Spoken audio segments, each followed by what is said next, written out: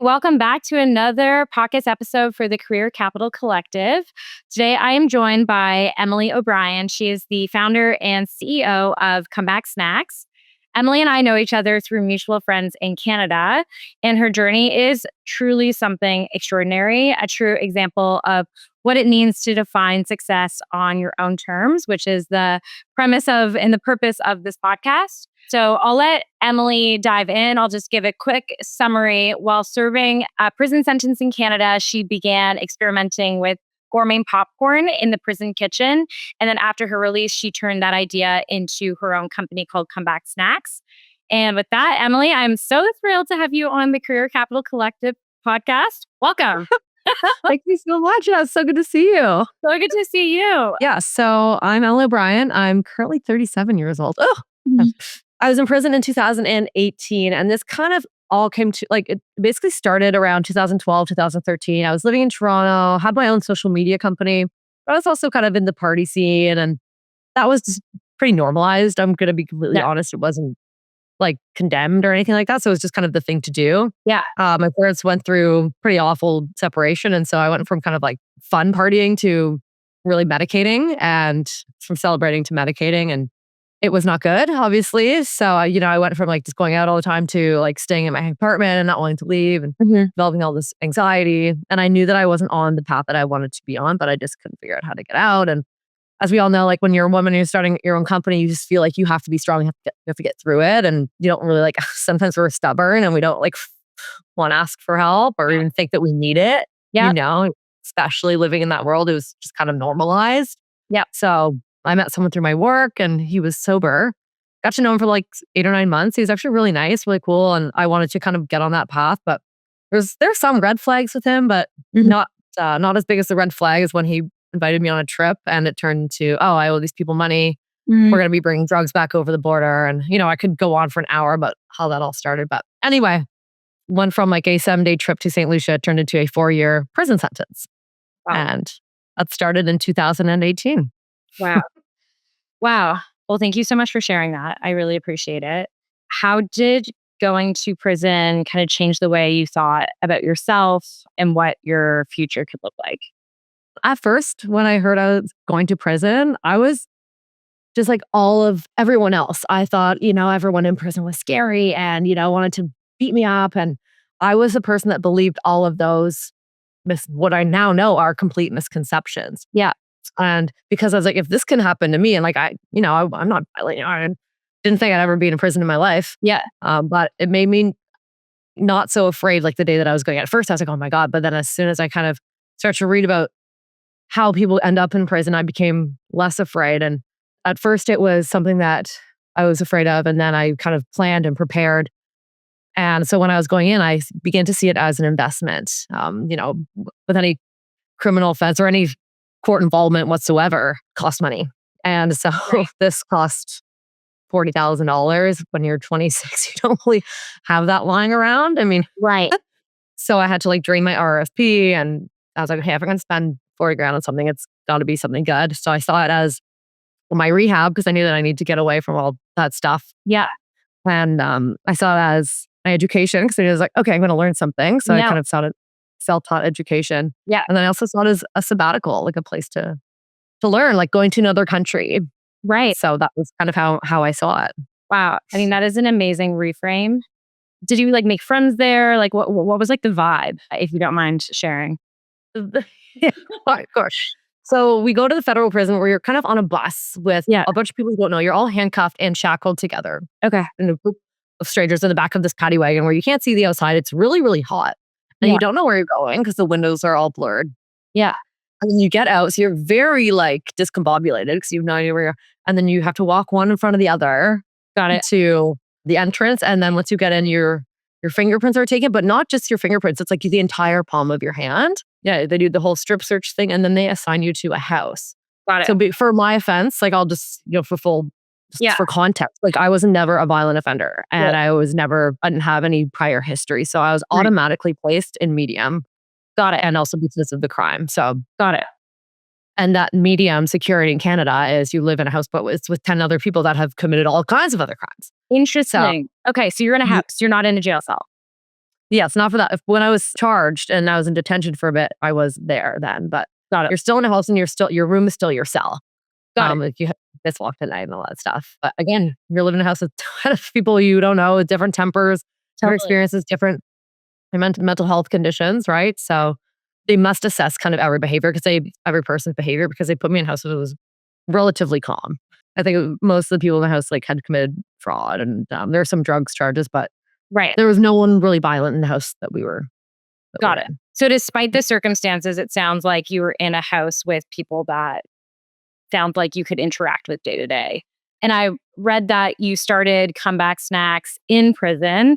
How did that idea say come to life when you were in that house? Yeah, like when I went to prison, I knew I was going to build something good because I went from being angry and mad to realizing that was getting me nowhere and just Yeah. focusing on like how mad I was at this guy and then mad at everyone else except for like before I began to like really looked inward. I was like, okay, you are the one in charge now. So then I was like confident that I knew I was going to build something good, but I didn't know what that was going to be. And some people like write a book. I'm like, who the cares about white girl writes a book about being a drug mule? Like, come on, you know what I mean? So it's like yeah. So I went there and I met so many other people that were kind of just like me that were just, felt awful, wanted a second chance, but redemption was, going to be really difficult because of the way that the system's designed. Right. And even when you're done your time, you're still condemned. You're still kind of castrated in terms of employment. Yeah. And popcorn was a popular prison snack. And we would all, we'd all make our own favorite foods from home or like cakes and stuff for people's birthdays. So it was something that really like took us out of that prison environment. It was more like a family environment. And it was literally a Super Bowl. And I was putting spice on my popcorn and someone else chimed in about like their favorite recipe. And then everyone got creative with this popcorn. And that's when I was like, I'm going to start a popcorn company and hire people from prison that have been incarcerated to prove that everyone should get a second chance, basically. Yeah. And yeah, mistakes are universal, but so are comebacks. So that's when it was just like, I knew it. I could like feel it in every inch of my body that like this was what I was going to do. I love it. That is amazing. Were you able to do much from prison? Did you have access to, I'm assuming you didn't have access to a phone or the internet, or did you? We didn't have access to the internet. We had access to like Microsoft Word and things that like programs on the computer. So I was able to like write articles. We had access to a library. Right. We also had access to the library program, which was a partnership with the outside library. So I could request books that were like because sometimes the prison libraries, they have like stuff like the 80s, right? So it's not the most relevant info if you're trying to build a food business. And at the time it was 2018. Right. So I was able to get updated books, a business book sent in. Wow. And the phone, there was phones where you had to like have minutes and the minutes were super expensive on there. It was actually like ridiculous how expensive they were. And then you had to like kind of slot in your phone time. Yeah. So it's not like you just yak on the phone all day because you couldn't, and B, it was really expensive. Right. That makes sense. So those early days, kind of having a lack of resources or having to be like scrappy and figure out what books you need. What do you think like was the biggest challenge for trying to start a business from there? I mean, I guess other than like funding and lack of internet, and it was just like some thing in your gut that you just knew that like you were going to figure this out. Yeah, I knew that I was going to figure it out. I think it was like the delay of getting like information, right? Like I could only get a certain number of books. I read so much in there that I couldn't wait for my next book. As soon as I would have no other books to read, right? Right. And then so I would call my mom. I'd be like, Mom, like look up these food trends or whatever, or look up this and then she'd print it out for me and send it into the prison and mail it in. Because I was just like obsessed with intake, like getting all of this information. And then I worked with the librarian actually in the prison, and she helped me print off scholarly articles on like women in the drug trade and how like, you're like the lowest hanging fruit. So I was able to not just like make cool recipes and all that, but also have like the data that backed up like the difficulty of reintegrating after incarceration or why it happens to a certain demographic in the first place. Wow, that's amazing. So upon leaving the prison, did you even apply to any jobs, or did you just kind of go full force into running your own business, knowing that might be your best option from an employment and making money standpoint? Well, you're not allowed to just run your own business when you have a parole officer. You have to get a job with an actual paycheck because, they due to the nature of a lot of crimes as to why people are in prison in the first place, they want to see you have actual money on paper that's coming in from a reputable institution. I was on the bus because, I took the bus like when I went from the prison to the halfway house when I was on day parole. So you had to go live there for half a year, maybe almost 3/4 of a year. Right. But that's when I was like, what else is kind of, what parallels with second chances? And then right when I was thinking of this, I drove by this gym. And that's when I was like, everyone goes to gym trying to make their comeback, trying to like start over, and that's when I was like, I'm going to just test this out. I'm going to test this out. I wrote a cover letter and I just said, my name's Emily O'Brien. I was in prison for drugs charges and I'm really looking for like a second chance or worse than like that. And I put my information, like I had my resume and I called it my prison resume and had all the jobs that I had when I was in prison. And I was like, I didn't just not work in prison. Right. And I brought it in Right. like that. And I got a job on the spot. So I worked at the gym while kind of building what is now Comeback Snacks at the same That time. is amazing. Wow. I love the Yeah. hustle. That's amazing. And as I shared with you before we started recording, I visited a level 4 prison in California State Prison. And I was reviewing 25 inmates' resumes yesterday. And they had put all of their jobs that they had in prison. And I didn't realize the variety of options that there are. But it's like one is started like a barber business. One is doing like cooking for the kitchen. Another is doing like painting and cleaning. I mean, obviously it's not like the most breadth, but there are some options to working in either a prison or halfway house. Yeah, I like just having that desire to work and contribute, right? It shows like tenacity, right? So that's kind of what I learned employers want to see. It's like, oh, you went to prison and you were just like a bump on a log, like, you know what I mean? And I was like, right. No one was going to say that about me because like I wasn't. And I also got to learn a lot in prison. Like I did like outdoor like landscaping maintenance, which I actually did before when I worked in the cemetery like a long time ago. Yeah. Because I was so good at that. I got to work with like the prison like contractor. So we go around like fixing things like drywall and I put in like baseboards. I put in like the ceiling tiles. So I got to learn all these really cool things. Wow. Because of that. You're so handy now. I'm sure around the house, you're like, I can do it myself. Exactly. So like fast forward to today, like what is your favorite part about kind of running your own business and how many people do you employ? Yeah. So our business model, it started out directly like working directly in kitchens. And then as we grew, we had to work with it's called a co-manufacturer. Like honestly, 99% of CPG businesses do that. Yeah. Maybe I don't know, but like 90, because you're not going to open up your own factory. Like it's not going to go in the hole. Yeah. So you work with like a facility that already has all the food safety. So you're not liable for that. Yeah. And then you give them like your recipe. So that's where we are now. But in the beginning, it was, okay, we're going to have our own little kitchen. And then I had my employees like that were formerly incarcerated, they would work in the kitchen. And now since we moved to a different model, now they help out with like sales, doing demos. I'm coming to events. Like I just finished a trade show near the airport and amazing. Had someone there. And last night I was at the Toronto Raptors game. I had a couple of people out there giving out samples. So really like engaging with customers and just, being able to share their story because it's not just my story that matters. And I think that's what I love so much about this is like, that's true freedom, knowing that your story is your biggest asset when so many people will tell you it's your biggest liability. Yes, 100%. One question that I got today, because I posted about the prison that I visited, and a couple people asked me, how do you trust an individual for hire or for investment if they have gone to prison? I believe in second chances, but I'm curious as someone who's been in that situation, what you would say. I mean, people can go to prison for all sorts of things, right? If you're going to punch someone in the face when you're mad, or if you're a former drug user and commit a crime, you're sober and you're still fully capable. I think it depends on the nature of the offense, that when the offense was committed, like effort put in since then. I think like a lot of support matters if you have like people that are supporting your reintegration as well. Because there was a study and it was done by John Howard. So they're up here in Canada. Mm-hmm. And it was a study of all these employers that had hired people with and without records. And the people with records perform just as well, or if not better than the people without. It's because they know they have more to lose. Yeah. And so they don't want those assumptions about them to be true. Once they get that chance, like you're going to work so hard for it, right? 100%. I could not agree more. And so kind of day to day facing like entrepreneurship pressures, like running a business obviously comes with its own stress. So you're always running. Just like fires everywhere that you're putting out. How do you like run your business, like leadership style? How do you handle the pressure? I always find things to laugh at. I always find ways to like meeting other people and like helping other people grow. Like and I think just because being arrested and going through that entire stressful 2.5 years, it was like, that was so stressful that it just like things that happen in the business don't really bother me because like I know I'll get through it. But when I was living on house arrest for 2.5 years, I was living in extreme anxiety. I thought people were literally coming after me because I lost their drugs. It's so much paranoia. Right. Everyone was like chit-chattering about me when they didn't even know what was happening. Right. Like just like so much betrayal and like upset and obviously embarrassment from me, paranoia. That was the worst part. And so like getting through that, through the other side, like going through things in business, like doesn't stress me out because I know let's figure it out. Totally. Right? Totally. And how did you get to a point where you just stopped caring what people think?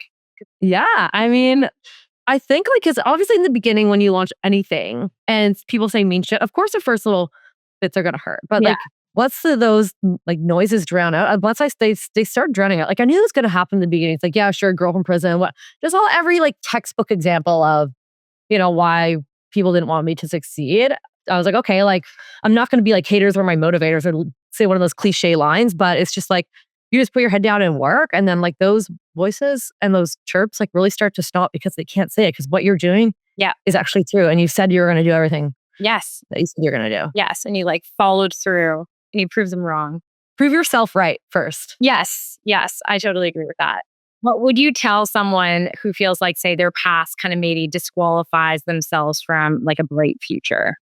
What really helped me was looking up success stories of like people that had also been in prison and built things like Klaus Marte, who built Con Body in New York, my friend Sherry Garcia, who built Cornbread Hustle in Texas. So I was reading all these stories of comebacks and redemption and proof. And so just building that ammo and like those collections of success really helped me.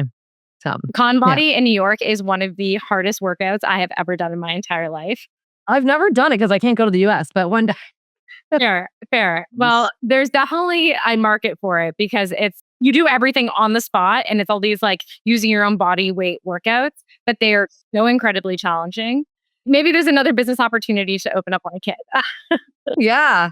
And that was like another thing that helped me get through like that whole prison. It was like exercising, right? Right. Because I grew up with it. I had an eating disorder for like 8 years of my life. And I was like, great, I wasn't like, great, this is going to happen. I was like, this is not going to happen in prison. And so just not being able to like go back to those houses, just be like, no, it's like, and now I work in the food industry, which I never thought I'd be able to do because I had such a toxic relationship with food for so long. Interesting. And that's like kind of another way, like another battle that I've won. Did you do that on your own or were you able to get assistance while you were in the house? I honestly just stuck with like exercise. I stuck with the stuff that I learned prior to that because I knew the tools. Yes. I just didn't know I had to figure out how to apply them in that setting. Because obviously if you go through a program for eating disorder, they're not like, this is how you deal with it in prison. Because people aren't going to prison. So, but it was good. And it was like, that was like one of the best achievements for me. That's amazing. That's really, really amazing. As someone that has also overcome an eating disorder, getting to the other side of it, it's like you build so much confidence in yourself when you're able to like really overcome those things, like those issues that have been affecting you for your entire life.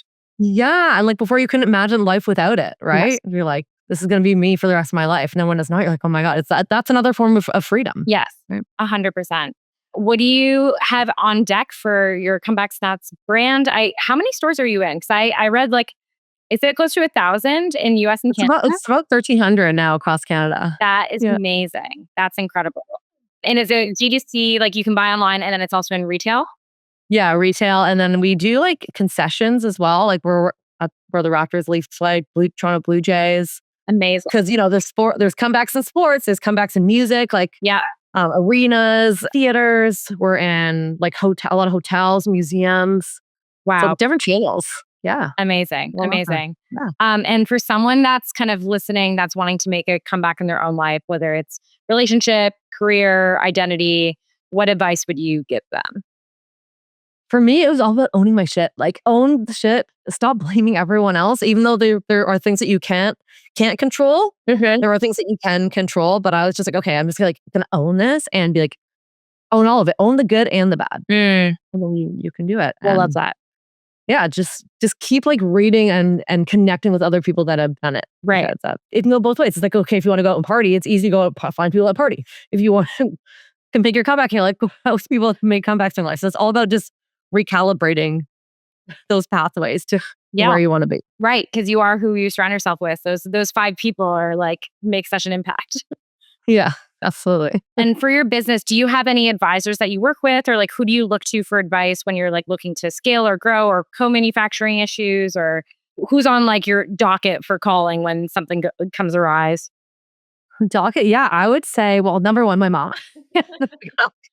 Mom gets like the first call. Maybe not business wise, but like if you don't have yourself together, you can't have your business together. So Yeah. I think your family and anyone, your number one friend is, I think, getting yourself straight. And then if it's business, then like in the food industry, we were able to start building our mentorship network kind of like very early because I was doing all these articles and interviews until people would reach out. But Right. I'd say for like snacks specifically, it's like the Neal brothers because they are our distributor, but they're also our friend, like Peter and Chris Neal. They do the chips and salsa. And Peter Neal also went through, a huge number of mental health challenges and continued to grow his business. And so like he connected with our story and he's, they're very well seasoned in that world. So they're number one. And definitely our manufacturing partner is who we talk to like a lot about things like that, but also people that work with other manufacturing partners. And so you can kind of debate things and assess things. Right. Because, when you're like a small supplier versus if you're like a big supplier, you get like the least attention when you're smaller, right? So it's all about navigating that totem pole. Yeah, totally. Totally. And for our listeners, what would be like the most helpful for your business? And like, what is like an ask that we can ask the audience? And like for me, Yeah. Like, how can we help your business grow? I love sharing comeback stories and we really want to start sharing other people's comeback stories. So if you have a comeback story that you want to share, or if you need help with your comeback story, we want to hear it because we want to start promoting other people's comebacks. So reach out anytime. All right, love that. Well, Emily, thank you so much for joining the podcast today. This has been such a pleasure. You have truly like the most inspiring story of anyone that I've interviewed on here. So I just want to thank you so much for your time and very much looking forward to reconnecting in Canada. Yes, perfect. So I'll see you soon. Yeah, sounds good. Thanks for tuning in to the Career Capital Collective podcast with Sarah Robson and Kaylee Gaspari. We hope you feel inspired and empowered to take charge of your career and build the life you truly want. Follow us on Instagram at Career Capital Collective.